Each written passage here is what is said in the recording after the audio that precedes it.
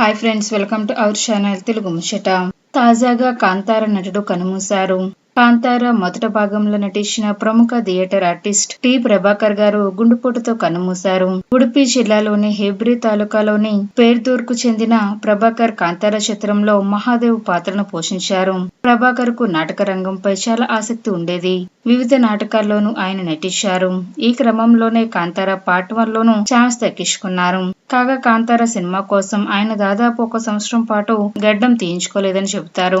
కాగా సుమారు 5 ఏళ్ల క్రితమే ప్రభాకర్ కు హార్ట్ ఆపరేషన్ జరిగింది. తాజాగా ఆయనకు తన నివాసంలో శుక్రవారం మరోసారి ఛాతీ నొప్పి రావడంతో అక్కడికక్కడే కుప్పకూలిపోయారు. దీంతో కుటుంబ సభ్యులు ఆయన్ని ఆసుపత్రికి తరలించారు. పరీక్షించిన వైద్యులు అప్పటికే ప్రభాకర్ గారు మృతి చెందినట్లు ధృవీకరించారు. నటుడు మృతితో ఆయన కుటుంబ సభ్యులు విషాదంలో మునిగిపోయారు. అలాగే ప్రభాకర్ మరణంపై పలువురు సినీ ప్రముఖులు తీవ్ర దిగ్భ్రాంతి వ్యక్తం చేస్తున్నారు.